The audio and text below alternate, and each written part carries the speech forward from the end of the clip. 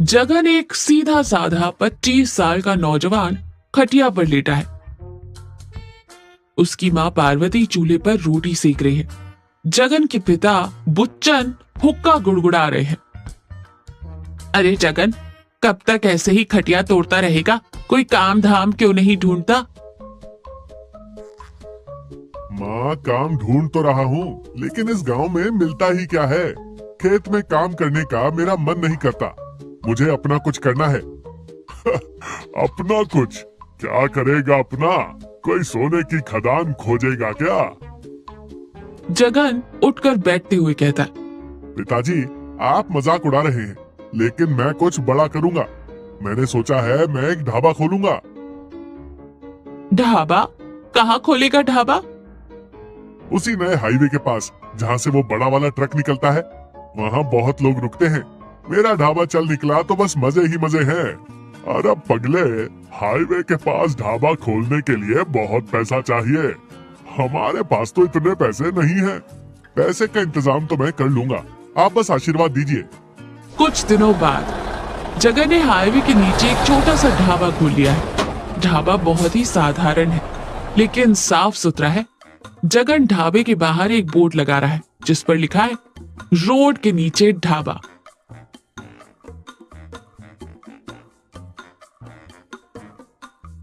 लो भाई, अपना ढाबा तैयार हो गया। अब बस ग्राहकों का इंतजार है। तभी एक ट्रक रुकता है।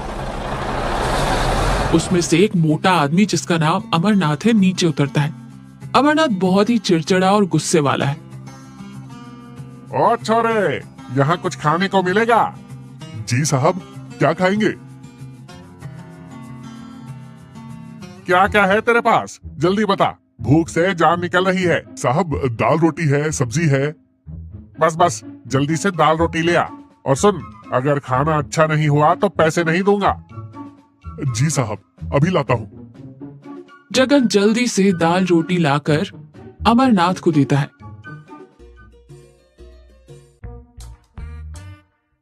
अमरनाथ खाना शुरू करता है। पहली रोटी खाते ही उसका चेहरा गुस्से से लाल हो जाता है। ये क्या है? ये रोटी है या पत्थर? और ये दाल, इसमें तो नमक ही नहीं है। तूने तो मेरा सारा मूड खराब कर दिया। माफ करना साहब, मैं अभी बदल देता हूँ। नहीं चाहिए तेरा खाना। ले अपने पैसे और मुझे माफ कर।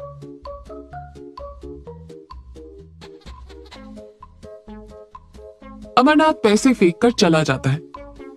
जगन उदास होकर बैठ जाता है। जगन उदास बैठा है। पार्वती और बुच्चन उसके पास आते हैं।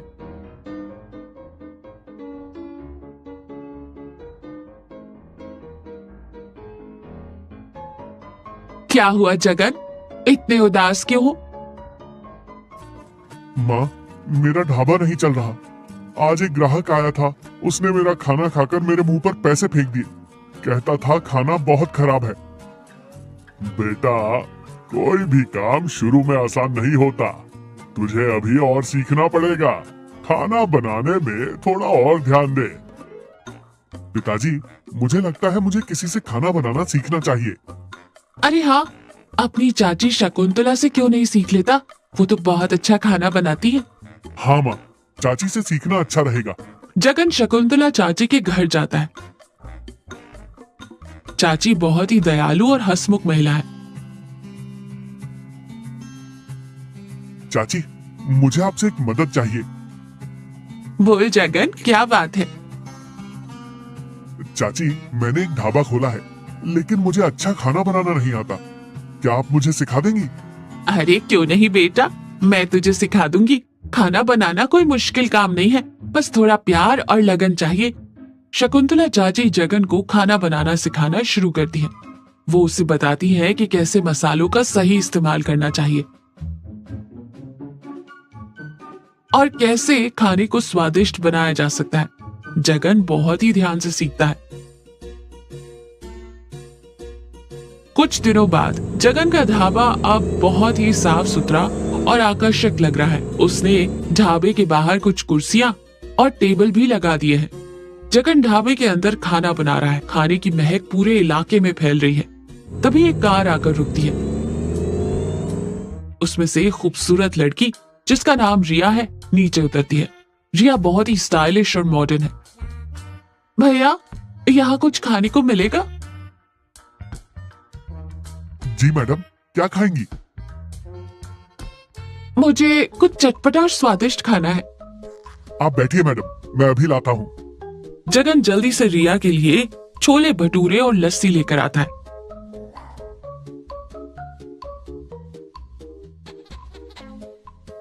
रिया खाना शुरू करती है। पहला निवाला खाते ही उसकी आंखें खुशी से चमक उठती है।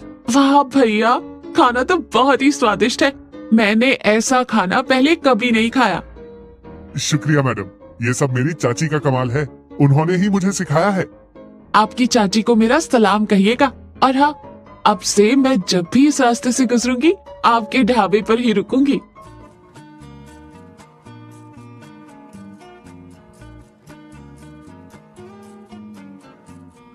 फिर रिया पैसे देकर चली जाती है। जगन बहुत खुश है। कुछ दिनों बाद जगन का ढाबा बहुत ही मशहूर हो गया है। वहां हमेशा लोगों की भीड़ लगी रहती है। जगन बहुत ही बिजी है। वो एक साथ कई ग्राहकों को खाना परोस रहा है। तभी एक दिन अमरनाथ, वही मोटा आदमी जो पहले जगन के ढाबे पर आया था, अरे, ये ढाबा तो तेरा है? जी साहब, मेरा ही है। मुझे माफ कर दे भाई, मैंने उस दिन तेरे साथ बहुत बुरा व्यवहार किया था। कोई बात नहीं साहब, इंसान गलतियों से ही सीखता है।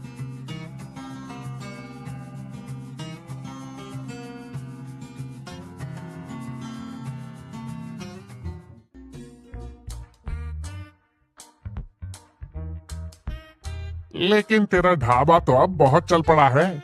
ऐसा क्या जादू कर दिया तूने? कोई जादू नहीं साहब, बस थोड़ा प्यार और लगन। मेरी चाची ने मुझे सिखाया है कि खाना बनाते समय अगर हम उसमें थोड़ा प्यार मिला दें तो खाना और भी स्वादिष्ट हो जाता है। प्यार? ये तो मैंने कभी सोचा ही नहीं। मुझे भी थोड़ा प्यार मिलाना चाहिए। अमरनाथ जगन के ढाबे पर खाना खाता है और बहुत ही खुश होता है। वो जगन को बहुत सारा आशीर्वाद देकर जाता है। जगन का घर। जगन बहुत ही खुश होकर घर लौटता है। वो अपने माता पिता को अपने ढाबे की सफलता के बारे में बताता है।